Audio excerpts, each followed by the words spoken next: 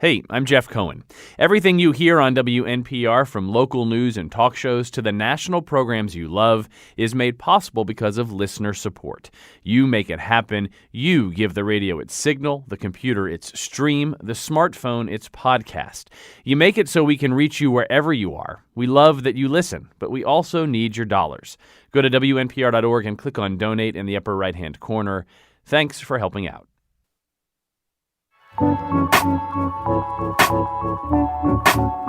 So I actually have a few of Donald Trump's tax returns here with me. Rachel Maddow dropped them out in the hall. I picked them up. He deducts Tic Tacs as a medical expense. That's not right. Yeah, you can't do that. No, actually, we don't. We don't have any of Donald Trump's tax returns, apart from the one that's been much discussed. And the reason for that is because he refuses to give them up. And you might think, well, that was an issue from the campaign. On the other hand, many people think it's an issue that still has quite a bit of legitimacy and may even have more pertinence as time goes on. For that reason, thousands of people sprinkled around or scattered around a whole bunch of different American cities had protest rallies this weekend. And we are going to talk about those protest rallies here at the beginning of the show. Let me tell you, at the end of the show, we're going to be joined by Seth Stevenson for a related but different topic. Seth has been going to a lot of Sean Spicer's press briefings. And so, I'm sort of convinced that people are more familiar at this point with Melissa McCarthy as Sean Spicer than they are with Sean Spicer. But anyway, he has an assessment of Sean Spicer's performance as a briefer of the press, and I want to talk to him about that. I have my own thoughts about this, too. I'll just quickly say, reading Seth's excellent piece, I was reminded, and I went back today and watched some of Mike McCurry's press briefings for Bill Clinton. He was the guy handling the briefings during the thick of the Lewinsky case. And I think it is fair to say, well, I don't know whether it's fair to say or not, but I personally don't think Bill Clinton would have made it through this process without Mike McCurry. He was that good. I'm not sure that Bill Clinton, as a political matter, could have survived without the tremendous work that McCurry did in that role. He's the best that I've ever seen in my lifetime, and I'm 117 years old. All right, so let's get started, though, with these protests around the country. It was a tax day. You could say it was tax chicken day. Joining us right now are two of the architects of this. They are different kinds of architects. Frank Lesser is joining us, Emmy-winning comedy writer for The Colbert Report and the author of Sad Monsters, growling on the outside, crying on the inside. And then Casey Lachelet, who's a motion graphics artist and designer. He is considered to be it says here, the birther of the tax chicken, which makes me think that Casey actually would be questioning the citizenship of the tax chicken as opposed to actually having created the tax chicken. I believe actually he is. Although, Casey, you may have done both, right? You may have created the tax chicken and then decided it was born in some other country. Yeah, sure. As a matter of fact, yeah, that's pretty true. Right. It's actually born in China, but we'll come to that. So, Frank Lesser, I'm going to start with you. And I guess my first question is, well, actually, let's set the scene a little bit. So, this was a hard thing to keep track of and quantify because these rallies and protests kept kind of springing up. And so do you have any idea here in the last analysis how many people or how many places there were tax day rallies that concerned themselves with the tax returns of President Donald Trump? Well, I believe the final tally it's well over 100,000 people total in almost maybe more than 200 cities. I think it's up to about 150,000. New York alone had anywhere from 30,000 to 45,000. You would think it would be easier to count tons of people. So maybe counting is hard, and maybe we should cut Donald Trump some slack on his taxes. He might just be having trouble figuring out how many dollars he owes to China or Russia or anything else, as I've learned now from the experience with the tax march. But there were 25,000 people in D.C. There were hundreds of people in West Palm Beach who actually blocked Trump's car. They had to turn around to get to Mar-a-Lago. It's been sort of crazy, the number of people who, contrary to Trump's claims, do care about his tax returns. I have so many things to say about this. First of all, I just want to say here on this show, we also do use what's called adjusted Sean Spicer math, ASS. So you can, under that, you are allowed to add a 0 to any crowd number. Oh, yeah, no, I think it was 1.5 million. There you go. That's a little bit more the kind of thing that I'm looking for. So, and I believe the President of the United States indicated that these were paid protesters. Yes, in one of his 2 tweets about it. I was, beforehand, I was like, there's like a 30% chance that he'll actually tweet. And he actually tweeted twice. So if you do the math, I think you could figure out the exact number of people who have to show up in the exact number of cities to trigger the commander-in-chief, which is a terrifying thing. You would think there'd be other things he'd have to do. I guess actually his main responsibility is watching kids roll Easter eggs on the White House lawn. So maybe he's got, I think other people are handling the heavy lifting with him. Right. There is no such math as that, by the way. But although I would say one of the tweets was, I did what was almost an impossible thing to do for a Republican. Easily won the Electoral College. Now tax returns are brought up again, ? And then in another tweet, should look into who paid for the small organized rallies yesterday, adding the election is over. So it's kind of, in the first tweet, he is actually very concerned in a not terribly accurate way with his performance in the election. In the second tweet, he would like everyone to discard all notions of the election. So you managed to... Well, yeah, go ahead. Oh, no, with that, I always, the people always say that, the criminal returns to the scene of the crime, which makes me wonder why Trump is always still talking about the election that he supposedly won in such a big league manner. So, not that I'm accusing him of anything shady, but I think there are a lot of things that he's probably hiding. But as far as who paid for the protesters, it was the protesters ourselves. We were funding whatever we could, trying to raise money for the giant chickens based on Casey's great design. And it's an easy thing to try to push off that there are paid protesters, but I think that's a little bit more accurate on his side. And what Republicans tend to do is accuse their opponents of the things they're actually doing. Hillary's, crooked Hillary, Lion Ted. Let's hear, I think people are familiar with Donald Trump's position on his tax returns, but for people who maybe just woke up, well, actually, we had somebody on last week this wonderful, wonderful man who had a terrible heart incident as a result, partly he thinks of stress from the election, and was put into a coma and an induced coma, and then woke up having forgotten the results of the election and had to go through all that stress all over again. So I no longer say for people just waking up from a deep sleep or anything, because actually apparently that does happen to people. So instead, let's just hear Donald Trump talking about the issue of his tax returns. Well, I'm not releasing the tax returns because, as you know, they're under audit. Since the 70s has had a required audit from the IRS. I've never heard that. But as president, sir, the only one that cares about my tax returns are the reporters. Okay, you don't think the American public is concerned about that? No, I don't think so. I won. Do you believe that I became president? No, I don't think they care at all. I don't think they care at all. I think you care. So, Frank Lesser, we now know more people than just the press, the enemies of the people, care about the tax returns, right? I mean, we don't have a hard number, but we know it's maybe 6 figures or more. Definitely. And I think just the number of people who were tweeting and retweeting about this and getting angry about it and sort of upset. And by the way, the applause in that clip, I would imagine, are from Trump's paid supporters or his fluffers, basically, the Trump fluffers who he brings to all of his press appearances, or, that sort of infamous thing in front of the CIA memorial wall the day after his inauguration, where everybody who worked at the CIA was like, who are all the people clapping here? Well, those are Trump's paid supporters.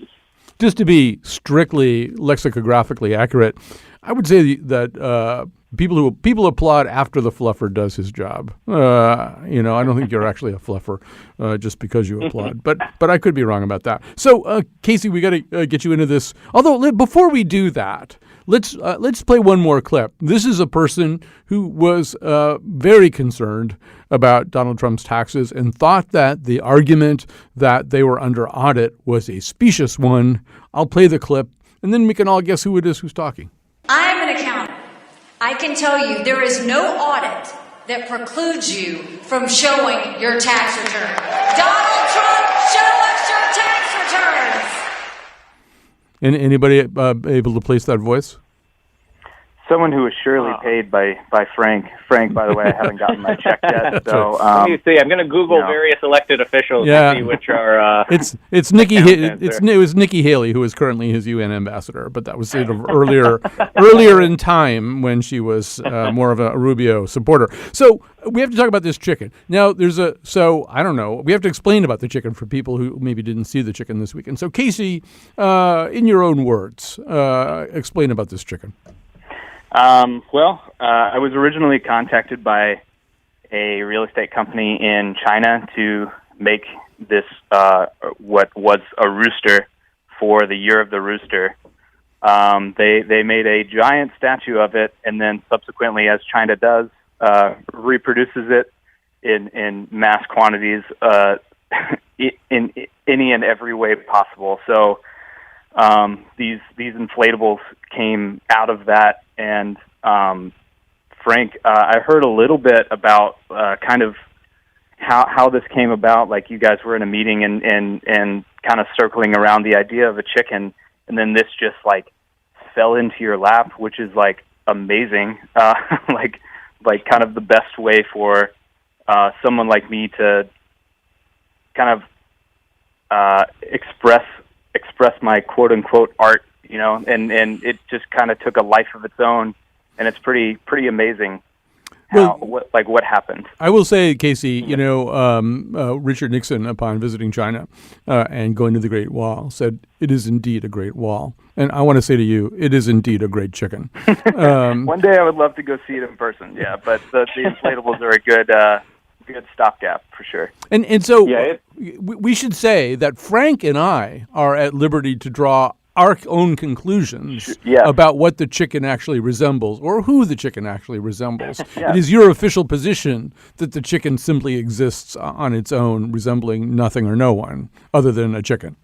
Right. And that's it's pretty coincidental, isn't it? It's the Year of the Rooster, the proud rooster. Yeah. By the way, Frank sat there very quietly, not making a joke about roosters reproducing and fluffers. That was all on the table. Well, that's why when we were having we were also modifying it a little bit to turn him more into a round hen who's sitting on his nest egg. And I do want to just give credit to Danelle Morton, was the organizer in San Francisco, who Googled Trump's a big chicken and looked it up, and then she saw Casey's design and was like, this is amazing, and convinced at least 15 or 20 of the marchers to and was communicating with the salesperson in China at weird hours of the day to make sure that all the balloons would get here on time. But it was an amazing thing that sort of was the second viral thing to sort of spread about this whole march. But it's really an amazing chicken, an amazing rooster, Casey. Thank you. She is fantastic, by the way. She reached out to me a while ago, basically saying how can I get this inflatable? And I was like, I have absolutely no idea. I talked to the people that contacted me for who I made it originally, and they're like, we didn't do that. And I was like, okay, well, you're no help.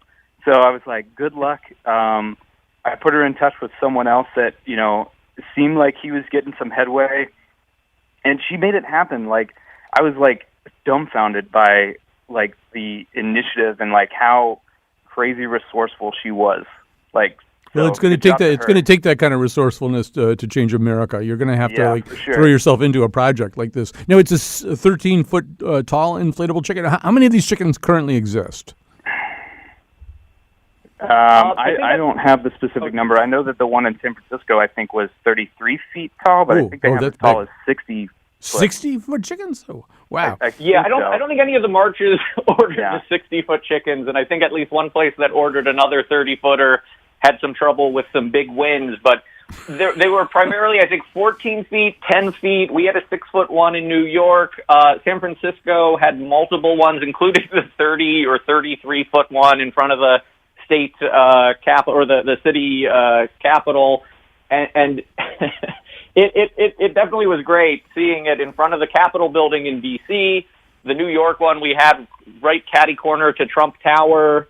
I'm not sure how many there are, but actually one of the Chicago organizers, Taran Singh Brar, is, I think, trying to organize a chicken march in a few months to bring all of the chickens in the United States down to Oh, that's D.C. awesome. and have sort of a parade. I mean, it's basically a chicken hawk parade. I was suggesting that he also get some inflatable tanks because, of course, Trump wanted tanks at his actual inauguration, and try to have this whole chicken parade go by the main Capitol. So Google, check out Tarin. I'm sure he'll keep pushing it. Look up Chicken March. That might happen. Well, I have many more questions about this. We have to take a break. I do want to just say, just to be upfront about it, I'm in talks with the Nederlander group about an all-chicken Les Mis, where like the whole cast would be these inflatable chickens. All right, so let's take a break, and we'll come back after this. Hide and stall. And an audit's no excuse at all. Show us your taxes. Yeah, show your taxes. All right, we're back. We're talking a little bit about Saturday's tax day chicken protests. I do want to say just quickly, just as a matter of historical record, because this is public radio and we do care about history, the chicken trope has been used in previous times. There was a Chicken George who was agitating on behalf of Bill Clinton in 1992 over the reluctance of George H.W. Bush to debate Bill Clinton. And then there was a chicken in 1997 that spent the entire election campaign in Britain looking for Tony Blair, although Tony Blair was relatively easy to find in those days. But I guess, once again, the feeling was that Tony Blair wasn't willing to debate or confront his adversaries. So, but we've come... those weren't inflatable chickens. We've come into a new era, really. There's the dawning of a new day. And so we're talking a little bit about that today with Casey Lachelet, motion graphics artist and designer and creator of The Tax Chicken, and Frank Lesser, Emmy-winning comedy writer for The Colbert Report and the author of Sad Monsters, Growling on the Outside, Crying on the Inside. So, Casey Lachelet, not to say that you could become incredibly wealthy doing this, but I kind of want one of these now. One of these inflatable chickens. I don't want a 13-foot tall one. I probably want about a 6 foot. I mean, is there any plan to have the average consumer be able to, order them from Amazon or something? Unfortunately, that's not my domain. I mean, really, where I signed away essentially the life of the design of this to, I was a work for hire for it.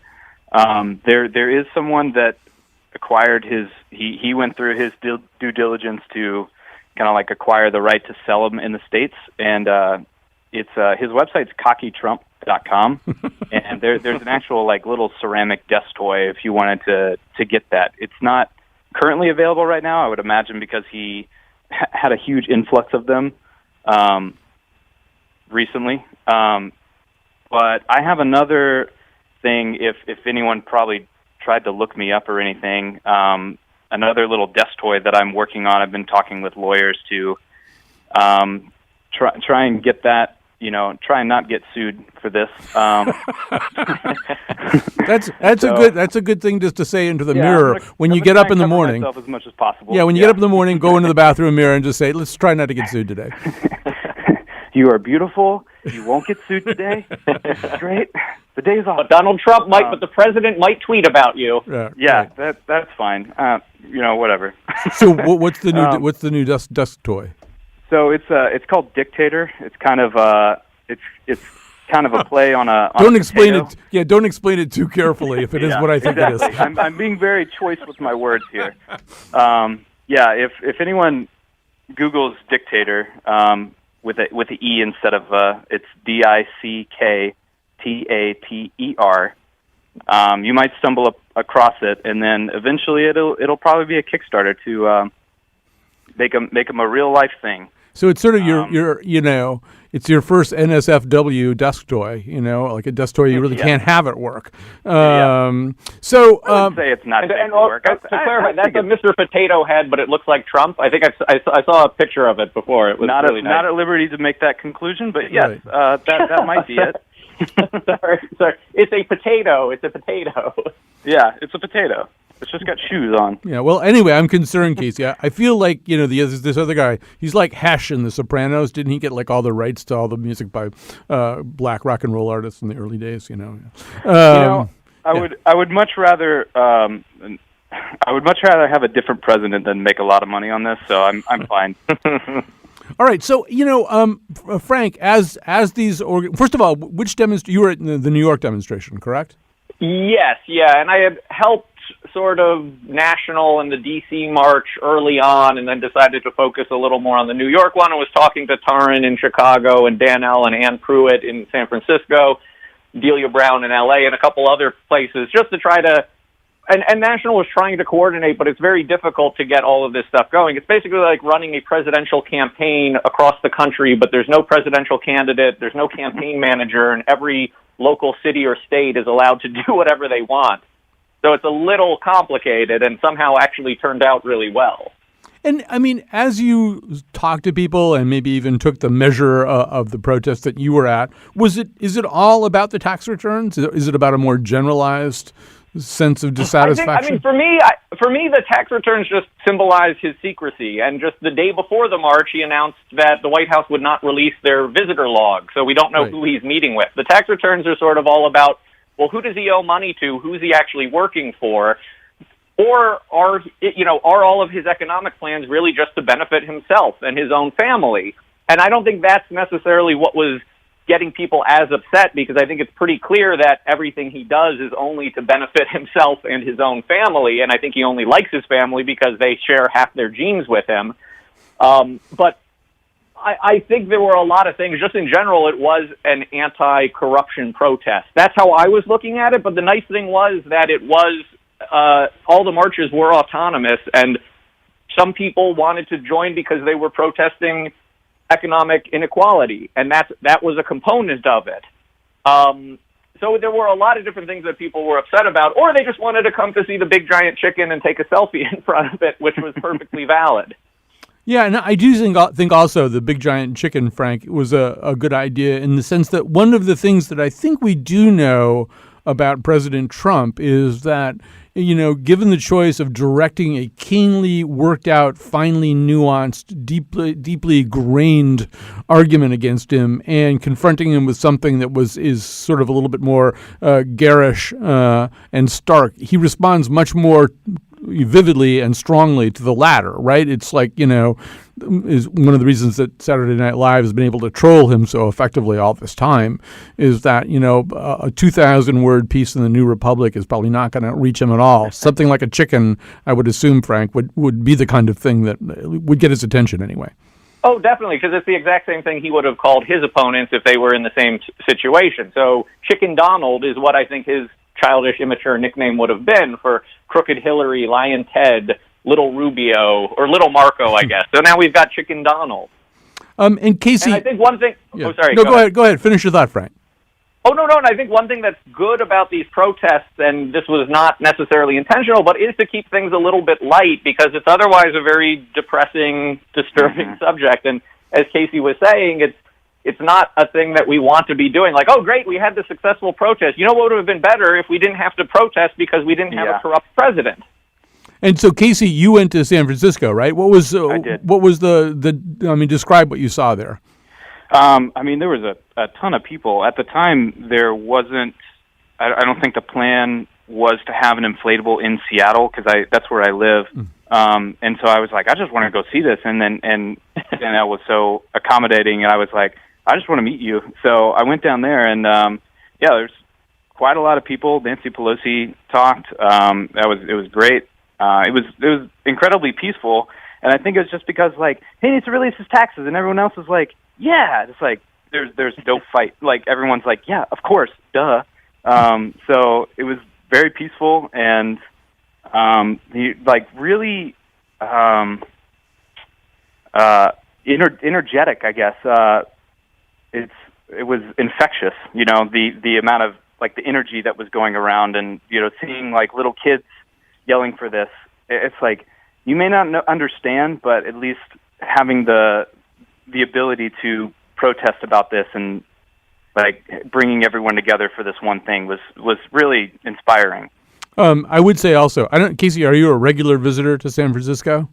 No, this is actually my first time. All right. Well, what I would tell you is that it really, isn't that different most of the time, and that it's really one place where you could have a 30 or 60-foot inflatable chicken and not really necessarily have that be most memorable. I was absolutely expecting that, for sure. Yeah. No, So, Frank, I just, as we're running out of time here, but as we conclude, I do want to say this has to be one of the more unusual protests in the history of protest. I mean, usually protests are about like ending a war or something, It's amazing you got that many people out about paperwork.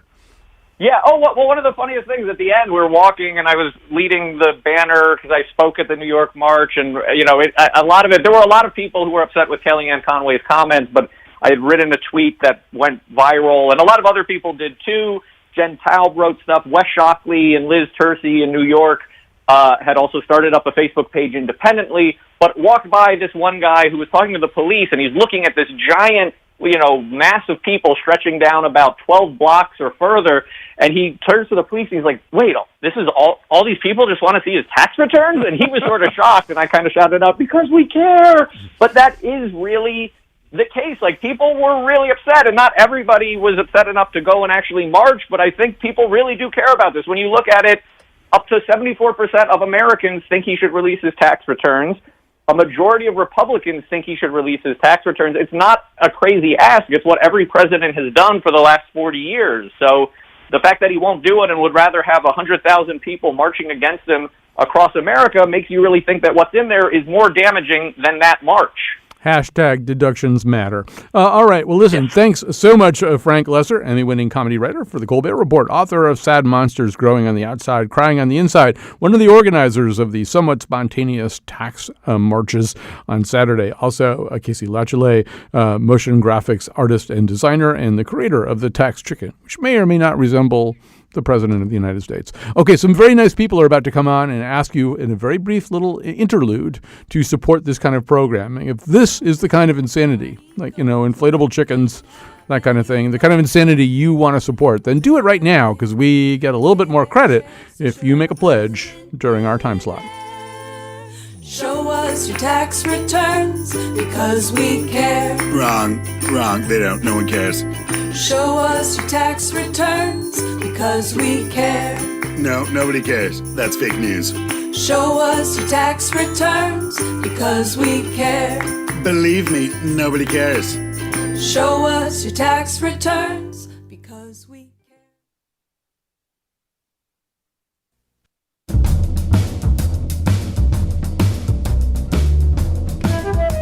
I'm going over my tax form. By checking this box, you agree to file as a loser and a hater.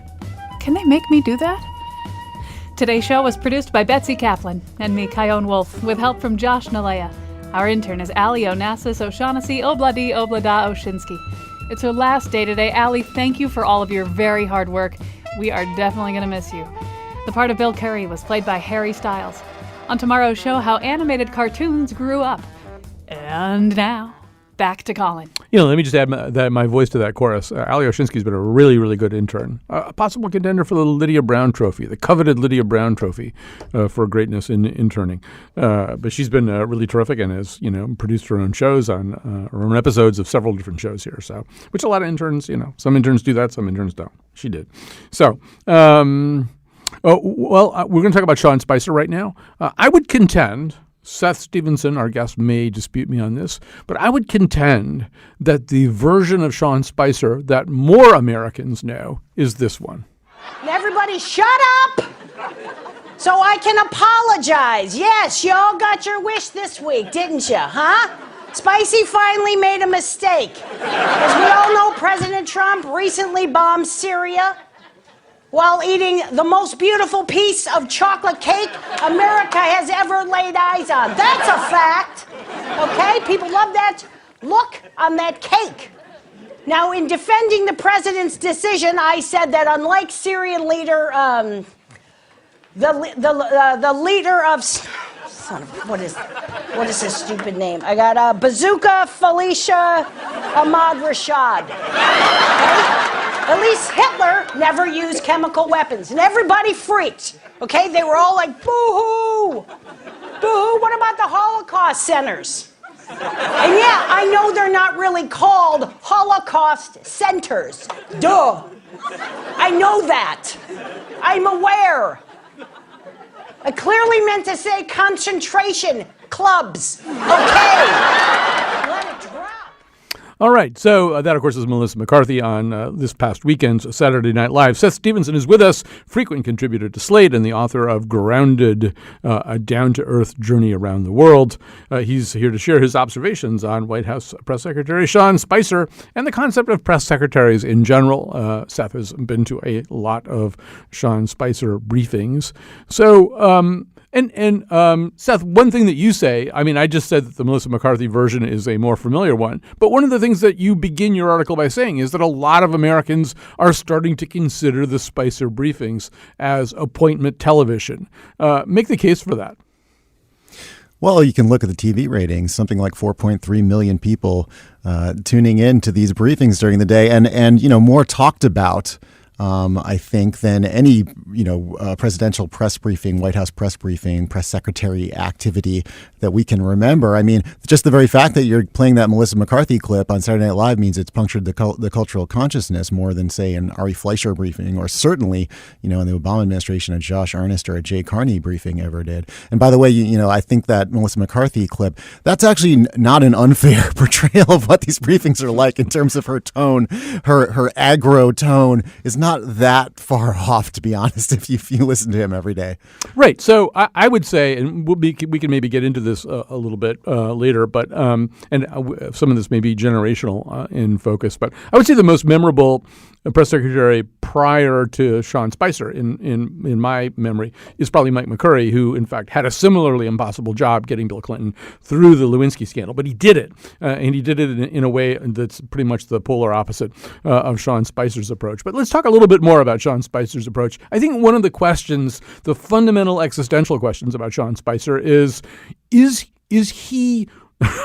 This is a very unflattering question as I'm thinking about it now, but is he horribly unsuited for his job or at least has such certain personal liabilities that are just undeniable and are there and would be there under any circumstances?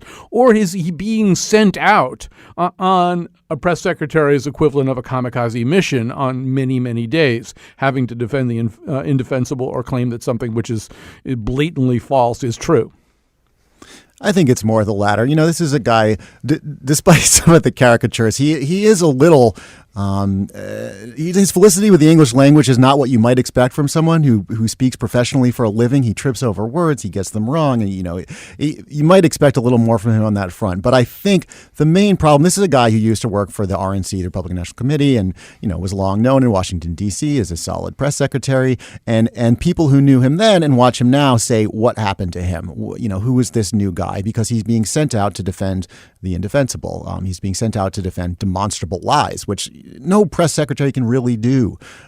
So I think it's that, the pressure of that. And I think, one person who used to work with him at the RNC said to me that he felt that Sean Spicer's under more pressure to be combative. And that tone, that aggressive tone that he took, you saw it on the very first day when he came out the day after the inauguration and he summoned the White House press pool to the White House. And he didn't take any questions from them. He just wanted to make a statement to them. That statement was, you're terrible. You're getting everything wrong. The new sheriff is in town. Now get out of here. And that, that was an effort to set the tone. And you could see him, he was very purposefully taking an angry stance towards them. And he would kind of simmer down at times and get a little calmer and then seem to almost remember, oh, wait, I'm supposed to be real tough on them. Let me get tough again. So I think he's getting some directives from people on high, and I think he's being sent out to defend things that are very hard to defend. And that's the bigger problem for him. Yeah, as your piece is fascinating, by the way, and it really reminded me of what a complicated job this is and how it's not necessarily a consistent job. In other words, every press secretary has a specific set of challenges to overcome, and maybe the mission is even a little bit different. And certainly, we can go back to Ron Ziegler and Dick Nixon, although Dick Nixon didn't really run initially as an opponent of the press or as a guy who, was going to make the press his enemy both during his campaign and in the early days of his presidency. But I mean, in a way, Spicer in doing that in his first briefing was, it's sort of like that whole idea that your first day in prison, you walk out in the yard and punch the biggest guy in the face. His first day on the job, he punches the entire press in the face. But there's a reason for that, right? Not just that he's a dummy, but because that's a little bit of the fundamental argument of the Trump administration. We will not be governed by the press. Yeah, that's sort of their policy. I mean, you saw Trump during the campaign use the press as props, right? He put the press in these pens, in these essentially cages at his rallies and say, these are the most disgusting people I've ever seen. He'd urge all of his supporters at the rallies to turn around and boo us. That was props. That was using the media as props. That was a way, his supporters love nothing more than for him to tell them how terrible the press is. And so they're still looking for ways to do that, even now that they're in power. And one way to do that is to look like they're being really tough on the White House press pool. The thing is, when you come out and try to cow the White House press pool, they are not going to be cowed. And if anything, I think that's riled them up. And I think you're getting much more aggressive questions in response to that.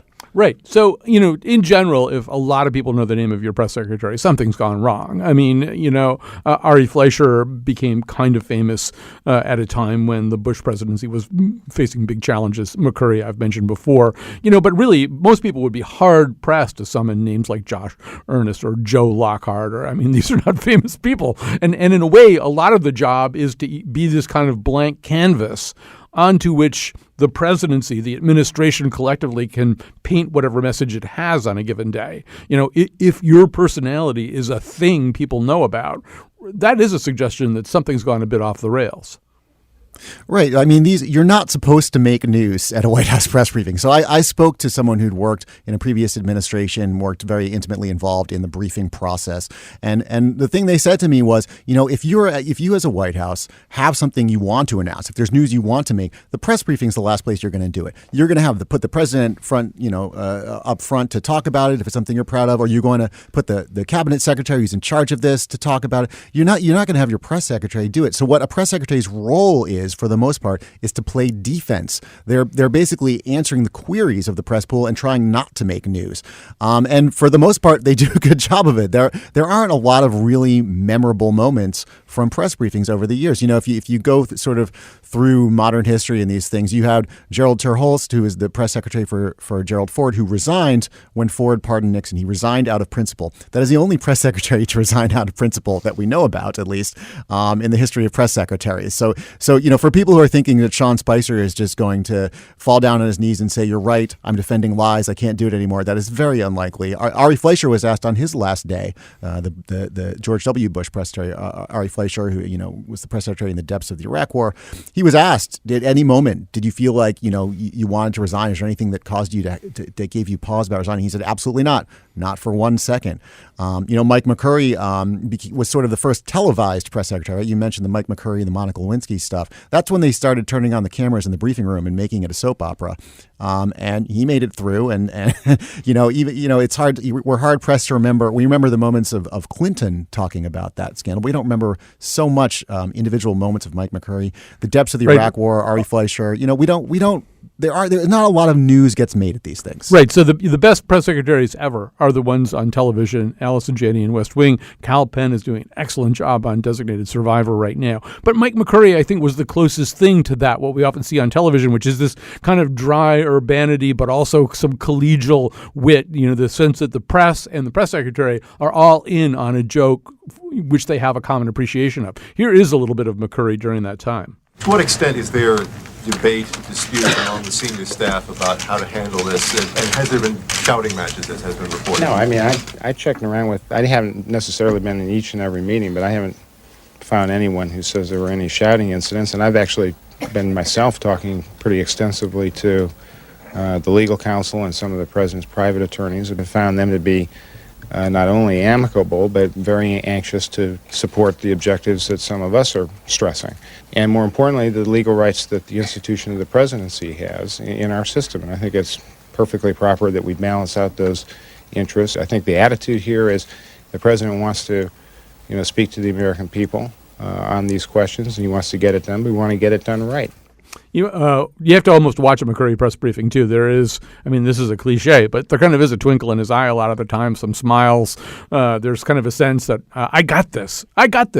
And Spicer kind of is doing the opposite thing. Now, Seth, one thing that McCurry did was he would come out and he was kind of superbly in control. He was like this very relaxed MC at a White House Correspondents' Dinner or something. Whereas Spicer's in a terrible position, not only because he has to defend all this crazy stuff, but I didn't realize this till I read your article. People are like handing him notes in Sharpie during the press briefing. Tell us about this. Yeah, that's right. So you'll see if you watch these every day, as I have, not infrequently, he'll be in the middle of saying something and an aide will come over and hand him a little note written in Sharpie. And so there's a lot of theorizing about who is writing these notes in Sharpie. We know that Donald Trump has been known to write in Sharpie. Some people think it might be Donald Trump watching on TV from the Oval Office or from somewhere in the White House and phoning down a note or sending a note via aide to Sean Spicer in the middle of the briefing, telling him to say something. And Sean Spicer will get these notes, look at them for a second, and then read from them or say, some approximation of them. Now, the person I talked to who worked in a previous administration, who was part of the briefing process, said, there is no way that we would ever do that from the podium. There's no way we would be handed a note during a briefing and just wing it like that, because that means you haven't gone over the language carefully. You haven't talked to the principals involved about where the lines are, what we can say, what we can't say, how we're going to answer the inevitable questions, opening this up, to broader inquiry. You're winging it, and that you never, ever want to be doing that. And so that was shocking to this person who had worked in the briefing process before, that Spicer would allow that to happen. He's completely out of control in that situation. I just want to say also, we're almost out of time here. It's a great argument by article by Seth Stevenson. And, you don't have to be a genius necessarily to do this job. Dana Perino, for example, admitted later on Wait, Don't Tell Me that she was asked a question about the Cuban Missile Crisis, and she didn't know what the Cuban Missile Crisis was. I went back and watched that clip. There's no indication from her demeanor that she didn't know what the Cuban Missile Crisis was. So a lot of it's that. Seth, we have less than a minute left, but a lot of it is that sort of projection of, I got this, right? That's the main message you ought to be sending.